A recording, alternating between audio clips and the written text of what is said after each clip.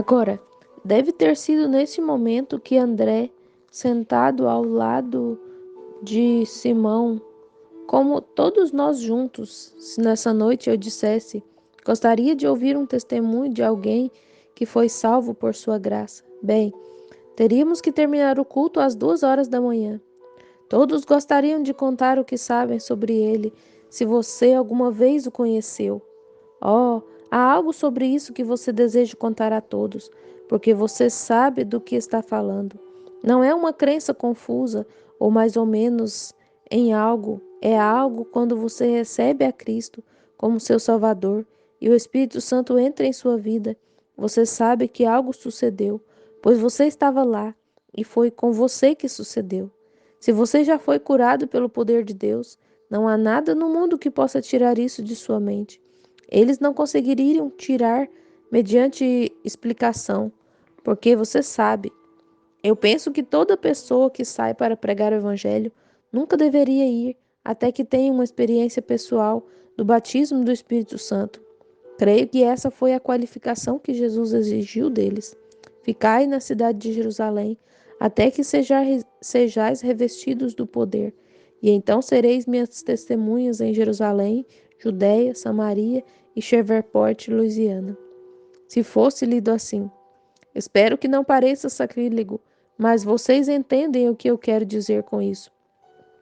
Nenhuma pessoa, não importa quão bem educada você seja, quão inteligente você seja na Bíblia, o diabo é 2 vezes mais inteligente do que você. Sim, Senhor. Ele poderia torcê-la e fazer você parecer um ignorante na primeira leitura, se ele quiser. Ele certamente pode. Mas se você já teve uma experiência e se encontrou com Deus face a face, não há demônios suficientes no inferno para tirar isso de você, porque você sabe do que está falando. Moisés, com todo o seu treinamento, poderia até mesmo ensinar teologia aos egípcios. Ele não voltou ao Egito, e Deus não o mandou de volta para aperfeiçoar a sua matemática ou estratégia de guerra. Ele nunca o mandou de volta para lá para obter outro diploma da faculdade, mas ele o encontrou numa sarça ardente nas areias sagradas, lá atrás no deserto. E lhe deu uma experiência que não se poderia tirar dele mediante explicação. Com toda a sua teologia, ele cometeu um erro e estava fugindo de Deus.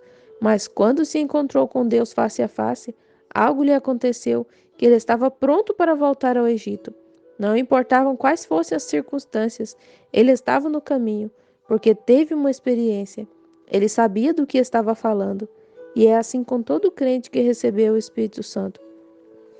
Portanto, eu diria nessa noite que aqueles discípulos naquele pequeno barco estavam como estamos aqui hoje à noite.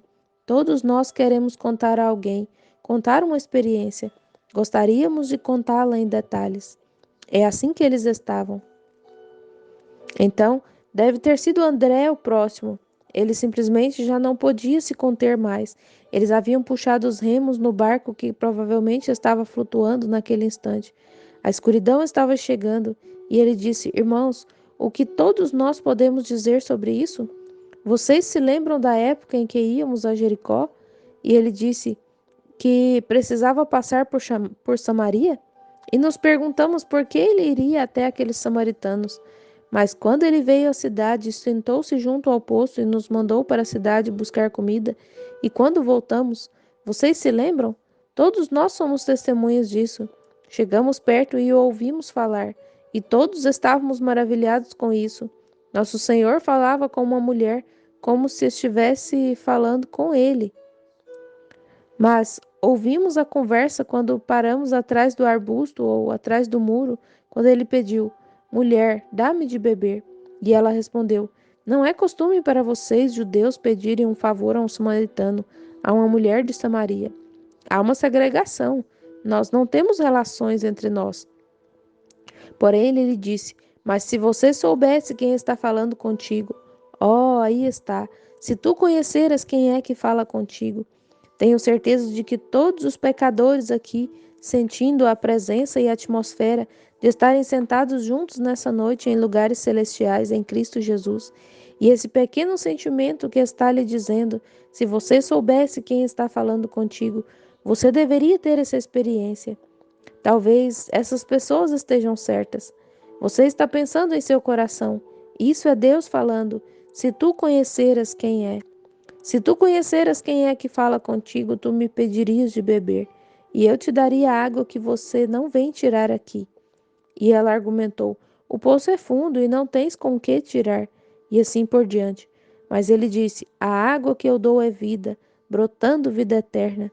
Então surge a pergunta num debate religioso: onde se deveria ir à igreja? Disse: vocês dizem que todos devemos ir a Jerusalém. E nosso pai Jacó cavou esse poço e deu de beber dele a seu gado e a sua família. E nós adoramos neste monte, e vocês dizem que é em Jerusalém. E rapidamente ele esclareceu: nem neste monte, nem em Jerusalém, mas Deus é um espírito, e aqueles que o adoram devem adorá-lo em espírito e em verdade. Espírito e verdade. Então ele disse: quando entrou em contato com o espírito dela e descobriu qual era o problema, disse: vá, chama o teu marido e vem aqui. Parte da fita sem gravação. Nota do tradutor. Quem és tu? E ele respondeu: eu o sou, eu que falo contigo. Não era preciso dizer mais nada. Ela estava convencida de que esse era o Messias que fora prometido no Antigo Testamento. Falha na gravação da fita. Notas do tradutor. Ela esqueceu todas as coisas do mundo, até deixou seu cântaro de água ali. Correu para a cidade e disse: venham, vejam um homem que me contou todas as coisas que eu fiz. Não é esse o próprio Messias? E os homens da cidade creram nele por causa do testemunho da mulher. Eu me pergunto se os homens de Shreveport creriam nele hoje à noite, se ele, sendo o mesmo ontem e hoje eternamente, viria ao tabernáculo vida e faria as coisas que ele fez lá naquele tempo? Eu me pergunto se estaríamos tão convencidos que poderíamos contar ao nosso vizinho e dizer às pessoas: venham, venham ver um homem que me contou todas as coisas que eu fiz. Não é esse o Messias? Pergunto-me então se poderia ser dito então que verdadeiramente esse é o Messias. É sobre esse Espírito Santo que eles estão falando, que o mundo chama de fanatismo. Provou ser o mesmo Messias, com os mesmos sinais e as mesmas maravilhas e o mesmo poder e a mesma libertação. Pergunto-me se poderia ser dito assim. Seria mais proteção do que todos os abrigos antiaéreos que se poderia obter. Isso mesmo, seria uma experiência de rapto. Oh, todos estavam convencidos. Deve ter sido neste momento que ficou escuro. E Satanás os viu sozinhos sem ele. Agora, é exatamente isso que o diabo quer: é ver a igreja sem Cristo. Não importa qual seja o seu nome, o quanto o seu nome esteja em letras douradas. Somos a igreja santa, somos isso. Não é igreja santa, não existe igreja santa. Não existe monte santo, relíquias santas ou mesmo pessoas santas. É o Espírito Santo nas pessoas que faz a parte santa. O Espírito Santo. Dizem: oh, ele é um homem santo. Ele não é um homem santo. É o Espírito Santo no homem.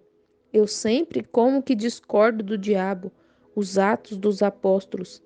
Não, não são os atos dos apóstolos, eles eram homens. Foram os atos do Espírito Santo nos apóstolos que produziram a grande vitória. E quando Satanás viu a pequena igreja sem Cristo, então ele disse: esta é a minha oportunidade. Este é o momento quando eu vou ensiná-los a blasfemar. E ele começou a soprar com seu hálito uma tempestade no mar. E o pequeno barco estava prestes a afundar, talvez lá no mar da Galileia. As ondas eram tão altas que eles quase foram para o fundo. E talvez, em cada onda que brilhava e cada relâmpago que resplandecia, o diabo ria ali e dizia: eu os peguei agora, porque eles foram embora sem ele. Eu disse algo sobre isso uma vez e alguém me corrigiu depois. Disse, mas irmão Brana, ele os constrangeu a ir embora sem ele. Eu repliquei, sim, mas eles erraram ao fazê-lo.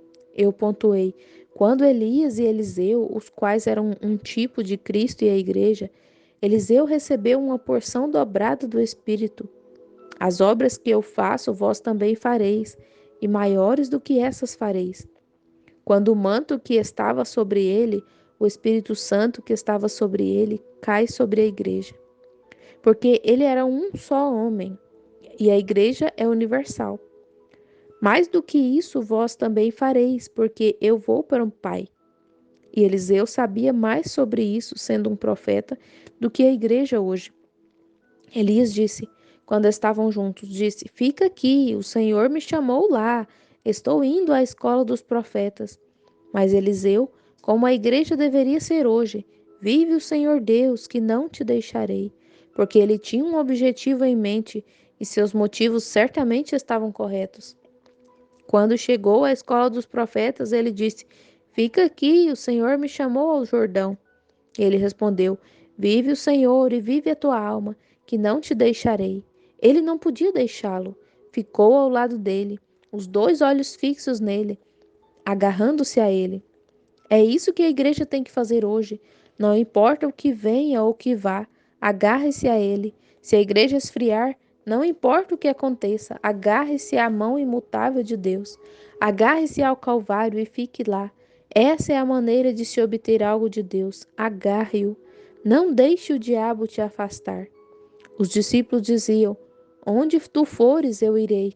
Como Ruth disse a Noemi, a Moabita, não me instes para que te abandone e deixe de seguir-te, porque aonde quer que tu fores, irei eu, e onde quer que pousares, ali pousarei eu. O teu povo é o meu povo, e o teu Deus é o meu Deus. Onde quer que morreres, morrerei eu, e ali serei sepultada. Vou ficar contigo. Foi assim que ela ganhou Boaz. É assim que a igreja ganha a Cristo, independentemente do que o mundo tem a dizer, dizendo que você perdeu o juízo, você fez isso, aquilo ou aquilo outro. Fique com Cristo, agarre-se a Ele, fique com Ele. Satanás viu isso. Eu creio que ele vê hoje. Ele, Deus, nos abençoou. E ó, que coisa! Quando o Pentecostes começou a cair 40 anos atrás ou mais, que grandes reuniões tivemos, mas sabe, nós entramos em um programa de edificação.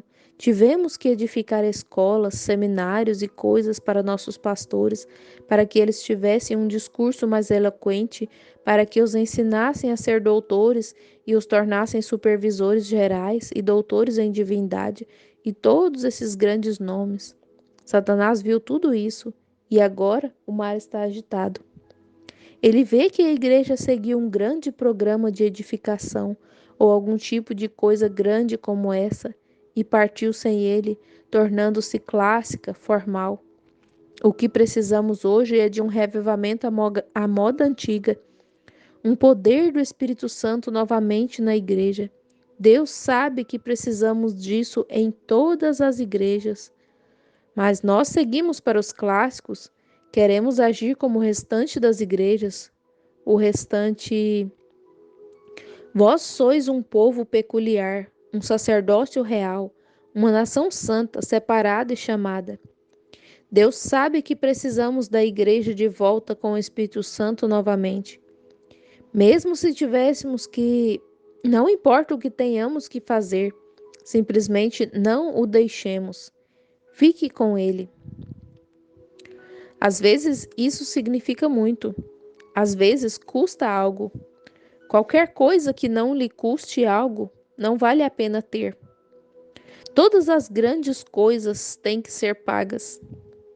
A razão por que estamos adorando hoje, com a liberdade de religião neste dia de ação de graças, feriado celebrado nos países de língua inglesa, sobretudo nos Estados Unidos e no Canadá, observado como um dia de gratidão a Deus, nota do tradutor. Isso custou o sangue de muitos americanos. Milhões deles. Vale alguma coisa. E se vale alguma coisa, vale a pena morrer por isso. E essa religião que temos, esse espírito pentecostal, esse Espírito Santo pentecostal que veio sobre nós, traz de volta para nós um Jesus Cristo ressuscitado que está vivo depois de 1900 anos. Merece todo o nosso tempo, nossos esforços e tudo o que fazemos. Vale tudo para nós. Tu és a fonte de todo o meu conforto, disse Fanny Crosby. Mais do que a vida para mim, quem tenho eu na terra além de ti? Ou quem no céu senão a ti? Não passes por mim, ó eterno Salvador. Certamente precisamos voltar e nos apegar a Ele.